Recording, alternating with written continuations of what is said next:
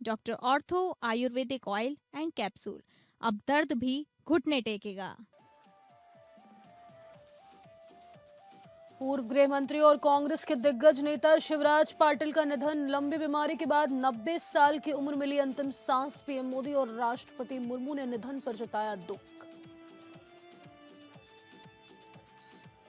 Bharat America व्यापार वार्ता के बीच पीएम नरेंद्र मोदी ने अमेरिकी राष्ट्रपति डोनाल्ड ट्रंप से की बात। दोनों नेताओं ने भारत अमेरिका संबंधों की समीक्षा की और वैश्विक शांति और समृद्धि के लिए मिलकर काम करने पर जताई सहमति।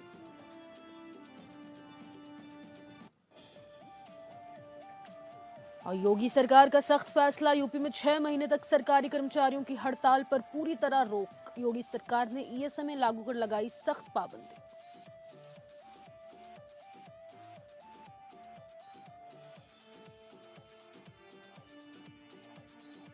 यूपी बीजेपी अध्यक्ष का चुनाव इसी हफ्ते होने की संभावना। 16 दिसंबर से पहले ही नए अध्यक्ष का ऐलान संभव। किसी ओबीसी नेता को मिल सकता है यूपी बीजेपी अध्यक्ष पद।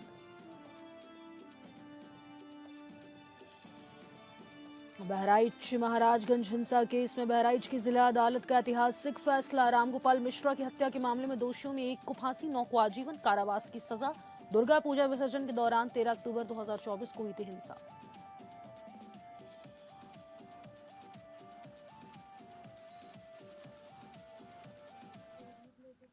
नमस्कार, आप सभी का स्वागत है टॉप अपडेट में। मैं हूं आपके साथ शालिनी राणा। शुरुआत करेंगे टॉप अपडेट की।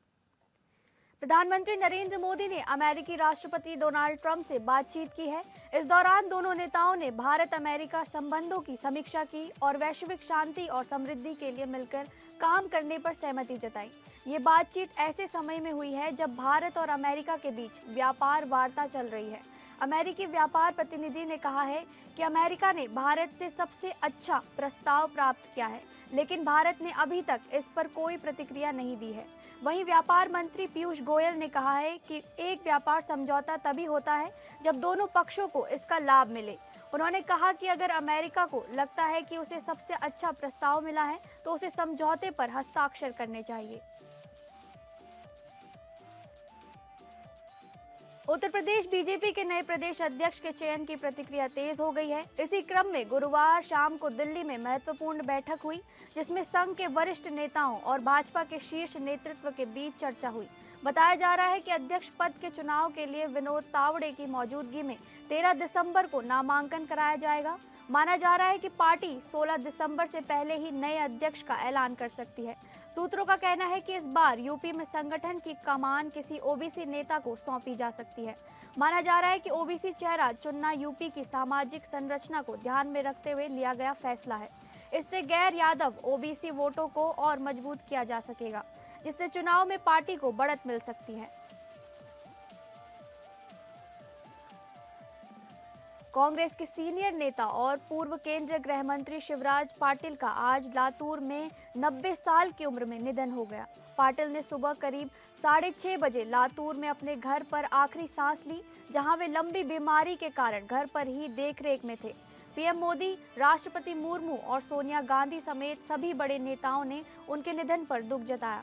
शिवराज पाटिल ने अपने लंबे राजनीतिक करियर में कई अहम पद संभाले, जिनमें लोकसभा स्पीकर और केंद्रीय कैबिनेट में कई अहम पद शामिल हैं। पाटिल ने लातूर लोकसभा सीट से 7 बार जीत हासिल की थी। उनके निधन से पूरे महाराष्ट्र और राष्ट्रीय राजनीति में शोक का माहौल है, क्योंकि पाटिल को भारतीय राजनीति में एक शांत, संयत और बेहद मेहनती नेता के तौर पर माना जाता है। राजधानी लखनऊ के जियामऊ रैन बसेरा पहुंचे यूपी के डिप्टी सीएम ब्रजेश पाठक, जहां उन्होंने ठहरे हुए लोगों से बातचीत कर उनका हालचाल जाना। मौके पर मौजूद एक घायल व्यक्ति ने इलाज के लिए तुरंत डॉक्टरों को बुलाया और स्वास्थ्य सेवाओं की व्यवस्था सुनिश्चित की।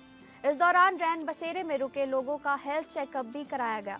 ब्रजेश पाठक ने बताया कि लखनऊ में 25 स्थायी रैन बसेरे संचालित हो रहे हैं।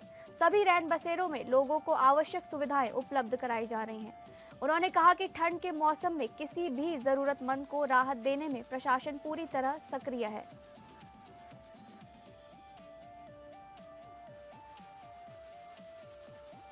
परिषदीय स्कूलों के बच्चों को ठंड के मौसम में 4 माह तक सप्लीमेंट्री न्यूट्रिशन देने की योजना एक बार फिर से शुरू की गई है। इसमें बाजरे के लड्डू, गुड़ की गजक, चौलाई, भुना चना आदि बच्चों को उपलब्ध कराया जाएगा। विभागीय अधिकारियों के अनुसार इस योजना के तहत दिसंबर माह में बृहस्पतिवार से ही न्यूट्रिशन युक्त खाद्य पदार्थ उपलब्ध कराए जाएंगे। जनपद में बेसिक शिक्षा विभाग के 1289 करीब प्राथमिक, उच्च प्राथमिक व कंपोजिट विद्यालय हैं। इनमें करीब 1,62,000 छात्र छात्राएं शिक्षा ग्रहण करते हैं।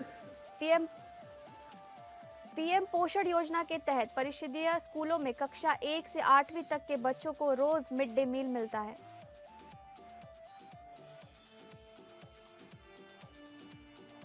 कफ सिरप तस्करी सिंडिकेट पर ईडी की बड़ी कार्यवाही। देश भर में कई ठिकानों पर छापेमारी जारी।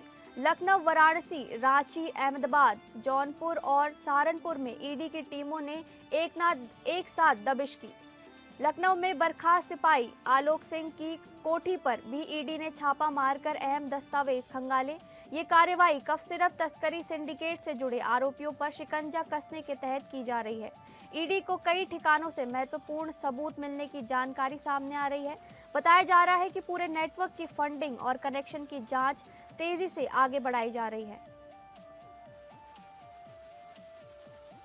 अयोध्या में सर्दी में परिषदीय विद्यालयों के बच्चों को स्वेटर ड्रेस व स्मार्ट क्लास को लेकर अयोध्या जिला बेसिक शिक्षा अधिकारी लालचंद ने जानकारी दी। उन्होंने अपने बयान में बताया कि स्मार्ट क्लास की प्रक्रिया गतिमान है। भवन बन जाने के बाद स्मार्ट क्लास स्थापित करते हुए फर्निश किया जाएगा।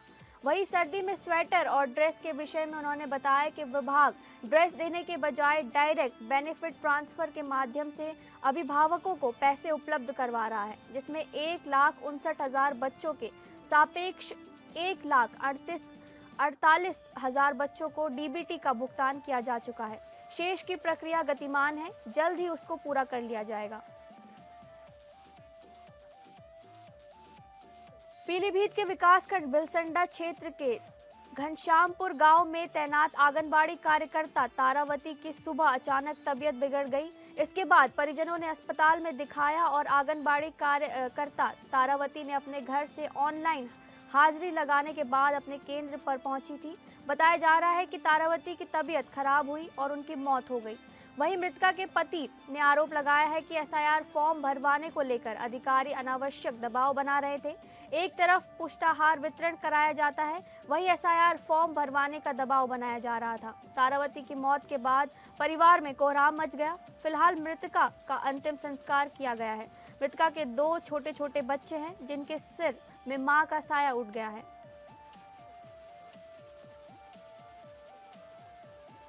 यूपी के फतेहपुर जनपद के किशनपुर थाना क्षेत्र के शिवपुर गांव में हाई वोल्टेज लाइन की चपेट में आने से एक महिला की मौके पर ही मौत हो गई। महिला सुबह धान कूटने के लिए खेतों की ओर जा रही थी, तभी यह हादसा हुआ। मृतक महिला के पति नींबूलाल ने आरोप लगाया है कि यह हादसा विद्युत विभाग की घोर लापरवाही के कारण हुआ। उनके अनुसार हाई टेंशन लाइन का तार पहले से टूटा हुआ था, जिसकी चपेट में आने से उनकी पत्नी की जान चली गई। नींबूलाल ने बताया कि उन्होंने कई बार विद्युत विभाग के कर्मचारियों को फोन कर टूटे तार की जानकारी भी दी थी। बदायूं के सिविल लाइंस थाना क्षेत्र में एक सिपाही के साथ मारपीट कर दी गई। संतोष सिंह चौराहे के निकट एक भाजपा नेता की थार गाड़ी ट्रक से टकरा गई थी। वह मंडी समिति की ओर जा रहे थे और शराब के नशे में भी थे। मौके पर पहुंचे सिपाही ने उन्हें थार से बाहर निकलने को कहा था। इसी बात पर भाजपा नेता आक्रोशित हो गए और सिपाही के ऊपर हमला कर दिया। उसके साथ जबरदस्त मारपीट की। बाद में जैसे तैसे मामला सुलझाया गया। थाना पुलिस ने सिपाही लवलेश कुमार का मेडिकल परीक्षण कराया है और इस मामले में कार्रवाई शुरू कर दी गई है। मामला बलरामपुर जिले के ललिया थाना क्षेत्र अंतर्गत बनकटवा रेंज स्थित गनवरिया गांव से जुड़ा हुआ है। यहां बुधवार देर शाम तेंदुआ घुसाने से हड़कंप मच गया। ग्रामीण इंद्रसेन गौतम के घर में अचानक दाखिल हुए वन्य जीव को देखकर परिजन घबरा गए और शोर मचाने लगे। देखते ही देखते सैकड़ों ग्रामीण लाठी डंडों के साथ मौके पर पहुंच गए। हल्ला बढ़ने पर तेंदुआ अंधेरे का फायदा उठाकर भाग निकला, जिससे कोई चोटिल नहीं हुआ और बड़ी दुर्घटना टल गई। जानकारी के अनुसार रात लगभग 7:50 पर इंद्रसेन जानवर बांधने घर में गए थे। अनाज रखने वाली डेयरी के नीचे किसी जानवर की पूंछ दिखने पर उन्हें पहले भ्रम हुआ, लेकिन रोशनी पर तेंदुआ नजर आया। उन्होंने तत्काल परिजनों को सुरक्षित बाहर निकाला और ग्रामीणों को बुलाया। ग्रामीणों के मुताबिक तेंदुआ वहां से निकलकर तुलाराम मौर्य के घर की ओर भागा, जहां उनकी पत्नी खाना खा रही थी। ये वन्यजीव उनके बिल्कुल पास से झपट कर निकला और कुछ ही क्षणों में गांव के पश्चिमी हिस्से की ओर ओझल हो गया।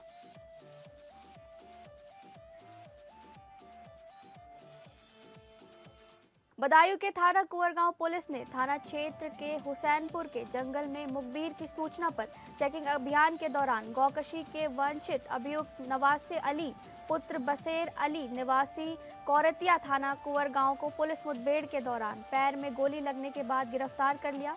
पुलिस ने घायल गौकशी के वांछित अभियुक्त नवासे अली को जिला अस्पताल में भर्ती कराया है। पुलिस ने वांछित अभियुक्त के पास से अवैध तमंचा, 2 जिंदा कारतूस व 2 खोखा कारतूस बरामद किए हैं।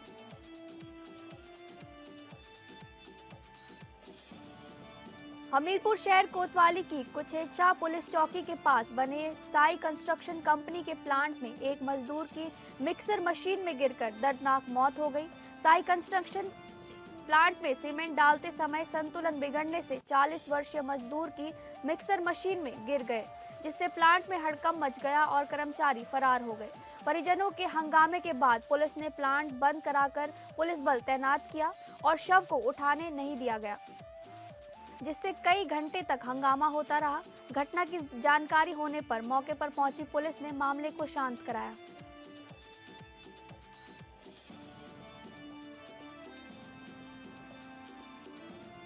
कुशीनगर के पडरौना में पुलिस की डांट से खिन्न एक व्यक्ति का पानी की टंकी पर चढ़ने का वीडियो काफी तेजी से वायरल हो रहा है। बताया जा रहा है कि व्यास खुशवा नल पर नहाने गया था, जहां एक व्यक्ति ने उसकी पिटाई कर दी। इसके बाद वो शिकायत करने पुलिस चौकी पहुंचा, लेकिन आरोप है कि पुलिस ने उसे डांट कर भगा दिया। पुलिस के इसी कथित दुर्व्यवहार से आहत होकर व्यास खुशवा नगर पालिका की पानी की टंकी पर चढ़ गया।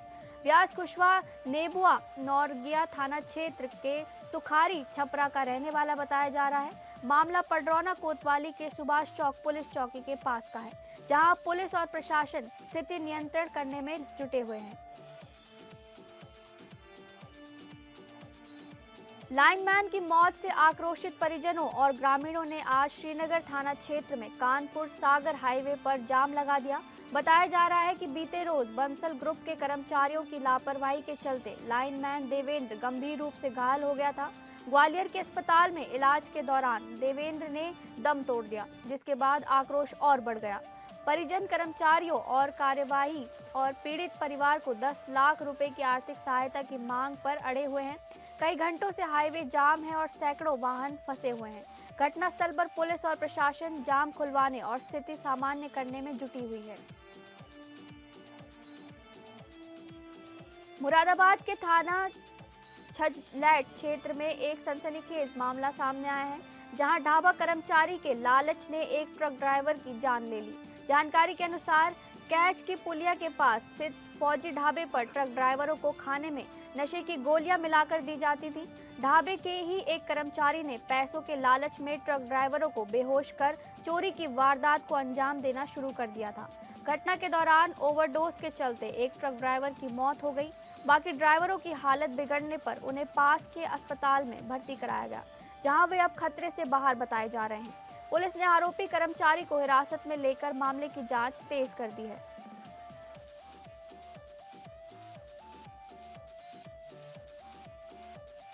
सागर गांव में आज डीएम, एसपी और सीडीओ ने वृहद जन चौपाल लगाकर ग्रामीणों की समस्याएं सुनी और मौके पर ही समाधान के निर्देश भी दिए। अधिकारियों ने बाल विवाह रोकथाम को लेकर उपस्थित सभी लोगों से शपथ भी दिलाई। जन चौपाल में विभिन्न विभागों के योजना स्टॉलों और निरीक्षण किया गया, जहां पेंशन, राशन, स्वास्थ्य और आवास से जुड़े मामलों का ऑन द स्पॉट सत्यापन और रजिस्ट्रेशन हुआ। डीएम ने कहा कि गांव की समस्या गांव में समाधान कार्यक्रम का उद्देश्य जनता को घर के पास ही राहत प्रदान करना है। पात्र लोगों को सरकारी योजनाओं से तुरंत जोड़ने के लिए विशेष चिन्हांकन और त्वरित कार्यवाही के निर्देश दिए गए। कार्यक्रम में प्रशासन के वरिष्ठ अधिकारी मौजूद रहे और ग्रामीणों से सीधे संवाद कर उनकी समस्याएं विस्तार से सुनी गईं। उत्तर प्रदेश सरकार ने प्रदेश में हड़तालों पर कड़ी कार्यवाही करते हुए अगले 6 महीनों तक किसी भी तरह की हड़ताल पर पूरी तरह रोक लगा दी है। ये रोक एस्मा 1986 के तहत लागू की गई है। आदेश जारी होते ही ये नियम प्रदेश के सभी सरकारी कार्यालयों, निगमों, प्राधिकरणों और स्थानीय निकायों पर लागू हो गया है। नियुक्ति एवं कार्मिक विभाग के प्रमुख सचिव एम देवराज की ओर से जारी अधिसूचना में साफ कहा गया है कि अगले 6 महीने तक कोई भी सरकारी कर्मचारी हड़ताल की घोषणा नहीं कर सकेगा और ना ही किसी भी तरह की हड़ताल में हिस्सा ले सकेगा। यदि कोई कर्मचारी नियम तोड़ता है तो उसके खिलाफ एस्मा के तहत कार्यवाही की जा सकती है, जिसमें सख्त दंड का प्रावधान है।